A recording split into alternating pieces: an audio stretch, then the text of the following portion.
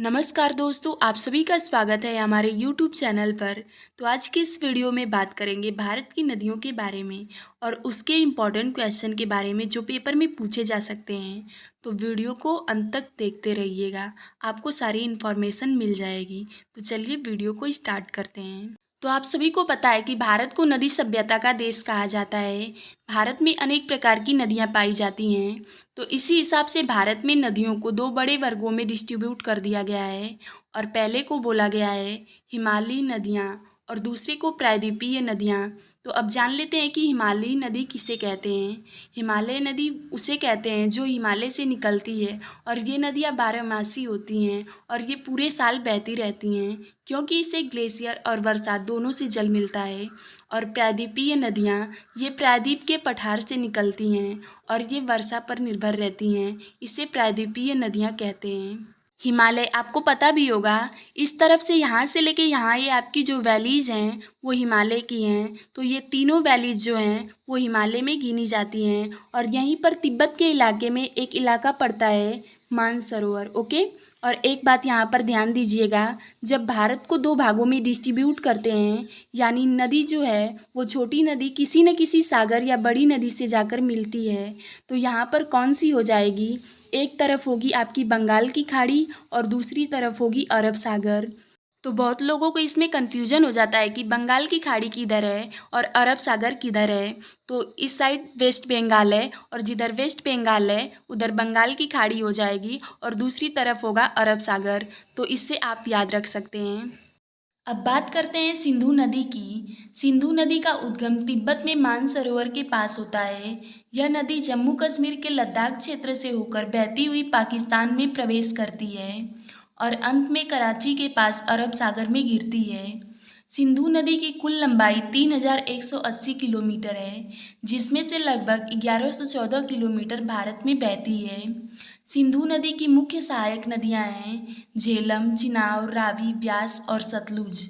सिंधु नदी और उसकी सहायक नदियों को सिंधु जल संधि के नाम से भी जाना जाता है। सिंधु जल संधि का समझौता 1960 में हुआ। यह 1960 में कराची में भारत और पाकिस्तान के बीच पानी को लेकर विवाद बढ़ रहा था। तब विश्व बैंक की मध्यस्थता से दोनों देशों ने समझौता किया, जिसे हम इंडस वाटर ट्रीटी कहते हैं। इसका उद्देश्य था सिंधु नदी प्रणाली का शांतिपूर्ण बंटवारा। यह संधि 6 नदियों पर लागू होती है, सिंधु, झेलम, चिनाब, रावी, ब्यास और सतलुज। इसमें से सिंधु, झेलम, चिनाब को पश्चिमी नदियाँ कहा गया और रावी, ब्यास, सतलुज को पूर्वी नदियाँ। संधि में तय हुआ कि पूर्वी नदियों रावी, ब्यास, सतलुज का लगभग सारा पानी भारत इस्तेमाल करेगा। पश्चिमी नदियों सिंधु, झेलम, चिनाब का अधिकांश पानी पाकिस्तान के हिस्से में रहेगा।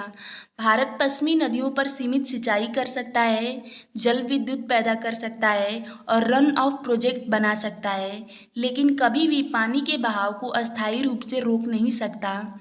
भारत पाकिस्तान में कई बार तनाव हुआ, युद्ध हुए, लेकिन यह संधि अब तक कायम रही। इसे दुनिया की सबसे टिकाऊ जल संधियों में माना जाता है और लाखों किसानों की खेती इसी व्यवस्था पर निर्भर करती है। अब इन नदियों पर इम्पॉर्टेंट बांध को देख लेते हैं। झेलम नदी पर है मंगला डैम जो कि पाकिस्तान में है।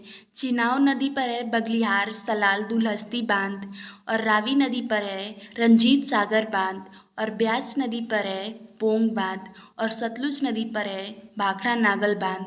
यह भारत के सबसे बड़े बहुउद्देशीय बांधों में से एक है।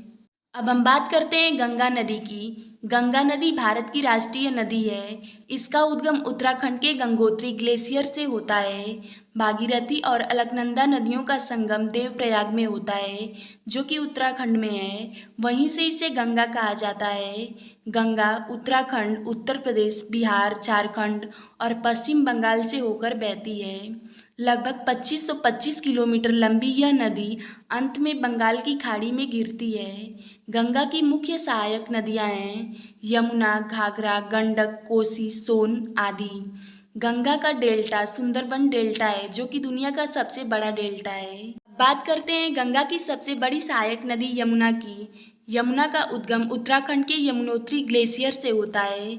यह हिमालय से निकलकर हरियाणा, दिल्ली और उत्तर प्रदेश से गुजरती है।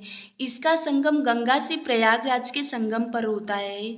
यमुना के किनारे दिल्ली, मथुरा, आगरा जैसे प्रसिद्ध शहर बसे हैं। यमुना की कुल लंबाई लगभग 1310 किलोमीटर है। अब बात करते हैं ब्रह्मपुत्र नदी की, जिसकी कुल लंबाई 2900 किलोमीटर है। ब्रह्मपुत्र नदी का उद्गम तिब्बत में अंगसी ग्लेशियर से होता है।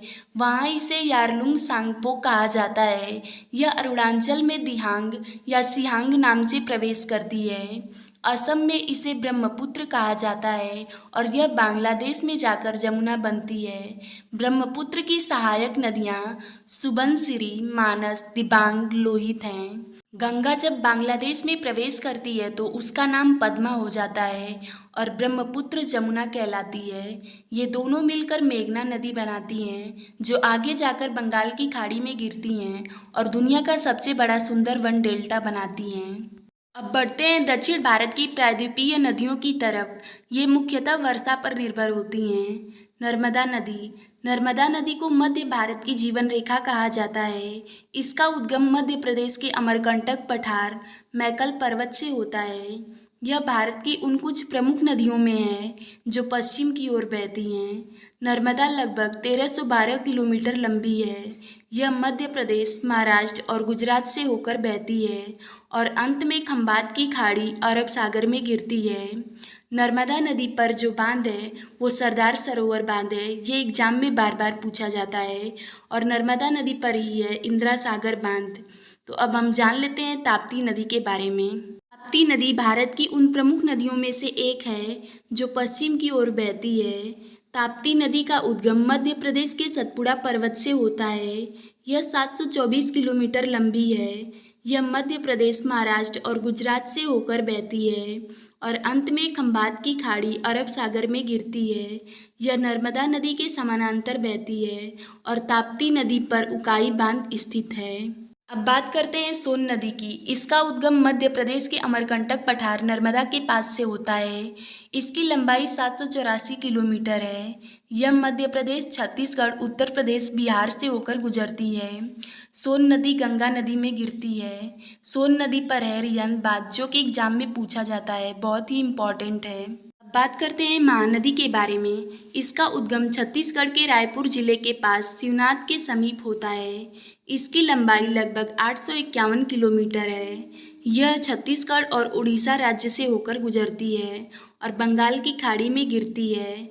महानदी पर है हीराकुंड बांध। अब बात करते हैं गोदावरी नदी की। इसका उद्गम महाराष्ट्र के नासिक जिले में त्र्यंबकेश्वर ब्रह्मगिरी पर्वत के पास होता है।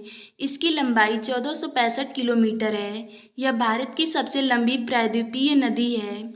यह महाराष्ट्र, तेलंगाना, आंध्र प्रदेश, छत्तीसगढ़, उड़ीसा से होकर बंगाल की खाड़ी में गिरती है और जायकवाड़ी बांध इसी नदी पर है। अब बात करते हैं कृष्णा नदी की। इसका उद्गम महाराष्ट्र के सतारा जिले में महाबलेश्वर के पास होता है। इसकी लंबाई 1400 किलोमीटर है। यह महाराष्ट्र, कर्नाटक, तेलंगाना, आंध्र प्रदेश से होकर बंगाल की खाड़ी में गिरती है और इस पर नागार्जुन सागर बांध स्थित है। अब बात करते हैं कावेरी नदी की। कावेरी नदी को दक्षिण भारत की गंगा भी कहा जाता है। इसका उद्गम कर्नाटक के कोडगु जिले के तलकावेरी से होता है, जो पश्चिमी घाट में है। इसकी लंबाई लगभग 800 किलोमीटर है। यह कर्नाटक और तमिलनाडु से होकर बंगाल की खाड़ी में गिरती है। अगर वीडियो अच्छी लगी हो तो वीडियो को लाइक और चैनल को सब्सक्राइब जरूर कीजिए।